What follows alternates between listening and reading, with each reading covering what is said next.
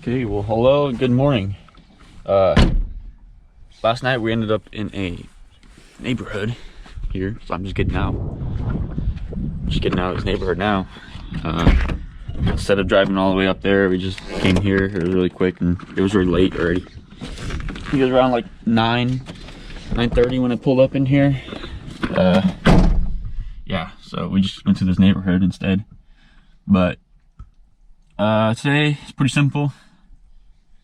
All we gotta do is upload a video and probably hang out for the day, honestly. Like, I got nothing else to do. Alright, I think I'd do another one of these videos of a little bit of a walk around of the Jeep and how I've been living in it for, I think it's about 4 months already. 4 or 5 months, I gotta look into that. But we'll do a little walk around here. I'll show you how I sleep, how I make my food. I'll give you guys a little bit of information about the Jeep, like what kind of upgrades it has on it, about some of that stuff. And then at the end of this video, I'll let you guys know overall plans for the future and how I like this setup I got right now. So let's get into this video. All right, so first off, let's start here with just kind of walking around. I'll give you guys a little bit of information about the Jeep.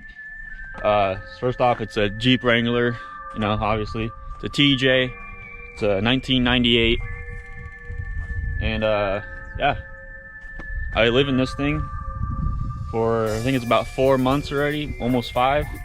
I've been living in this thing, but it's obviously white, and it's got some big tires on it. I think they're 32s or 33s or something like that. Got the, you know, typical bumper with the winch, you need that. It's got a roof rack, side steps, homemade custom fenders. But let's get into how I sleep, my sleeping situation.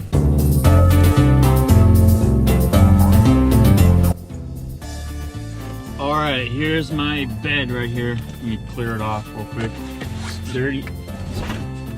So when I sleep, well, when I'm driving during the day, I usually have my longboard on here and my laptop bag and just whatever else, like snacks. You always gotta have a road, banana, peanut butters.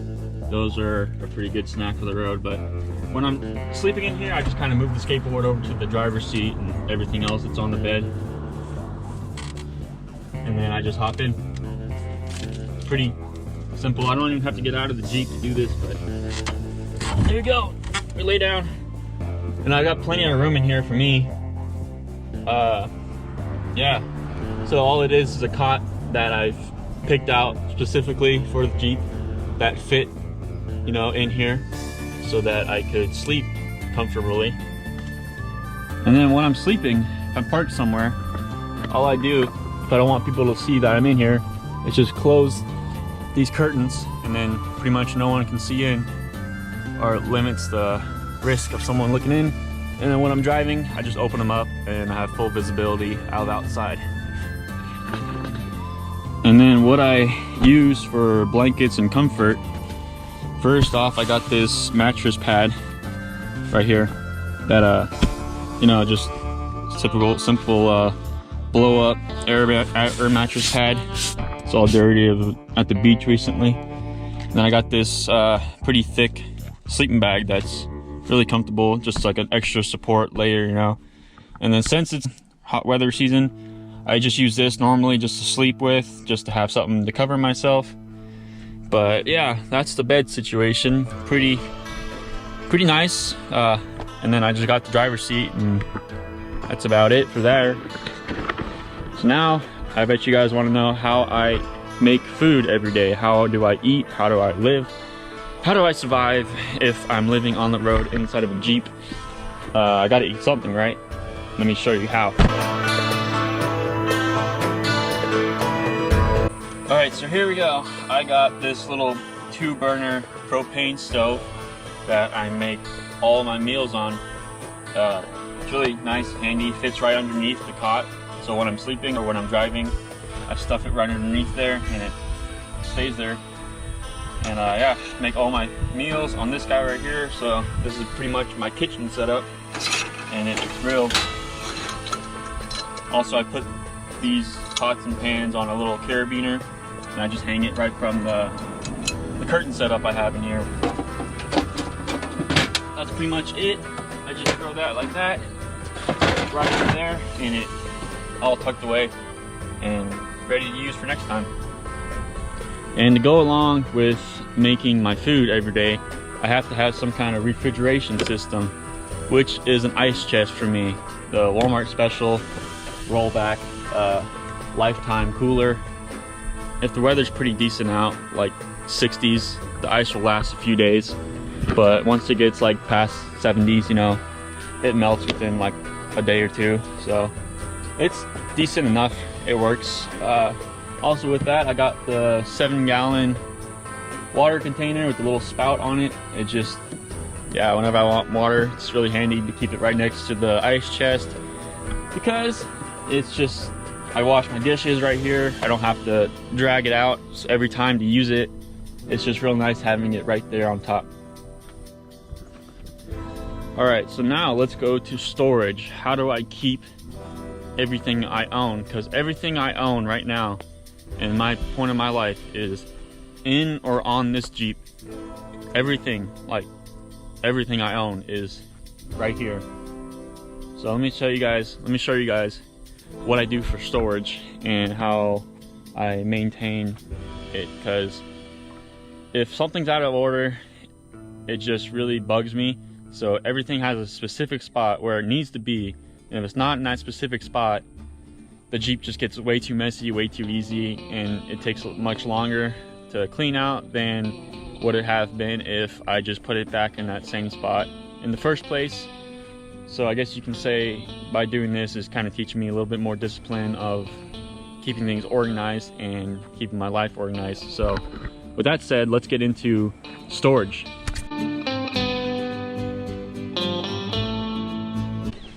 All right, so here we go. Pretty much everything I don't use on a daily basis is up here. The surfboard I just recently got. If you haven't seen those videos, me trying to surf, it's all right. But in this one over here, on the black one over here, I have pretty much like tools, spare parts, stuff like that, you know, that I'm not gonna be getting to every day, not having to use every day.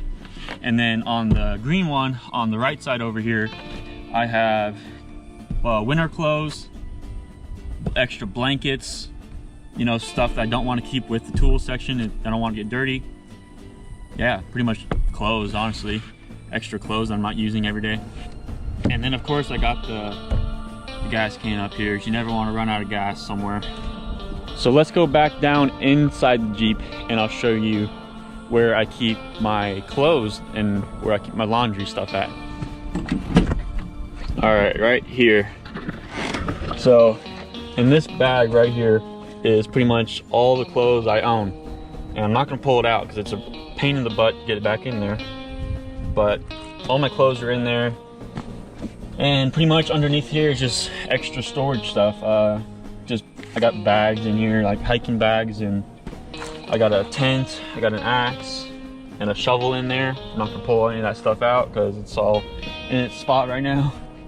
All right, now let's get a little bit more technical.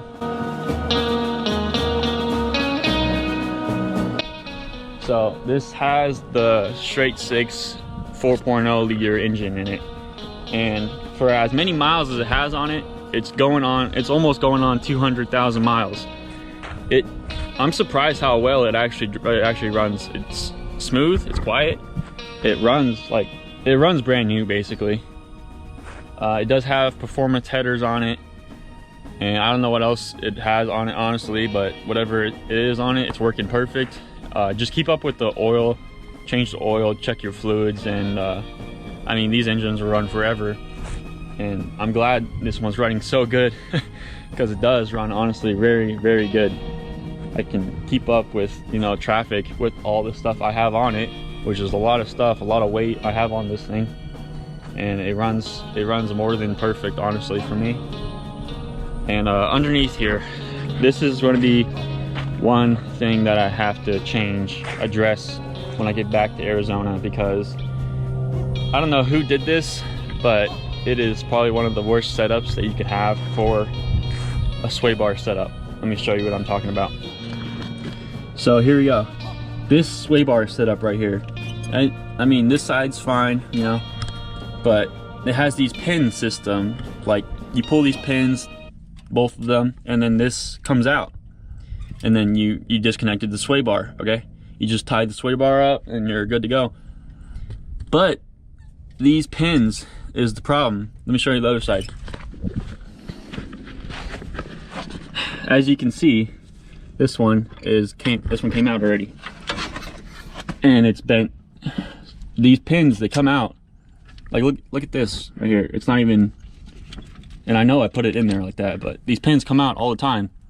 I probably went through, like, I don't know, like 6 or 7 of these guys already, and they slip out, and yeah, you can see it just comes out, and then now I have no sway bar until I get another pin.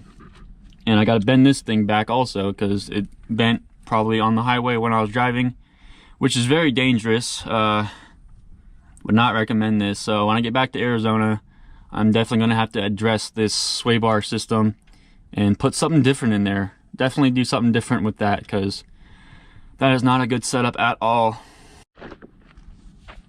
But other than that, it has a roof rack. It's a really nice roof rack. And these homemade steel fenders that me and one of my buddies made. And these things are awesome, because I step on the tire, I step on these things, and I have full access to the roof rack, whatever I need to get in there. So I'm really glad I made these guys, because with the plastic ones, you definitely can't stand on them.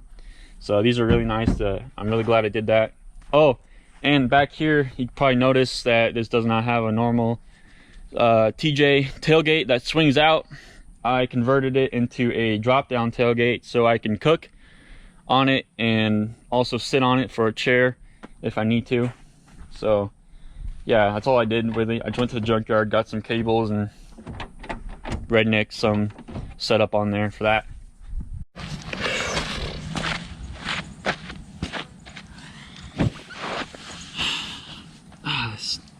Yeah, only reason I'm wearing long sleeves and pants is because the flies are out again, man.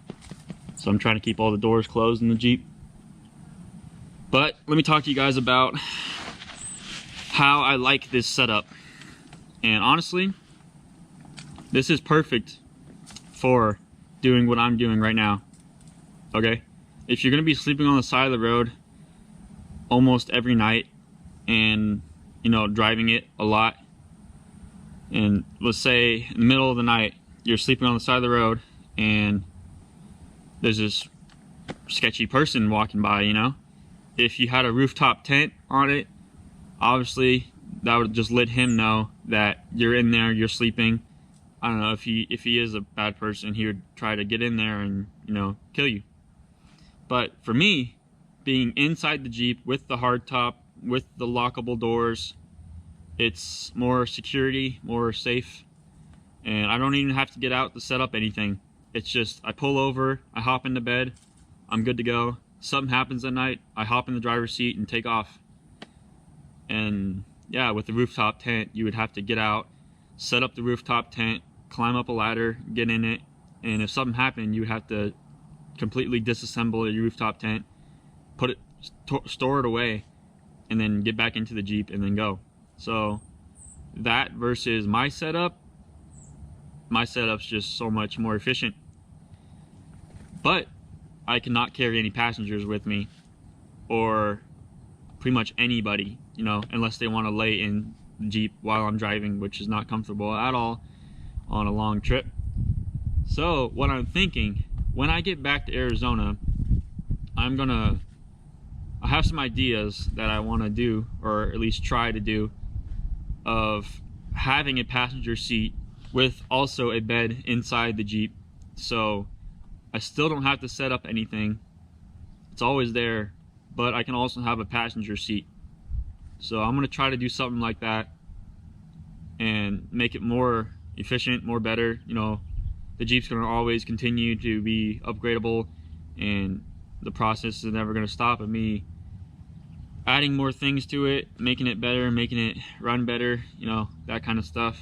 But that's what I want to do when I get back to Arizona, is make this setup a little bit more better than the cot.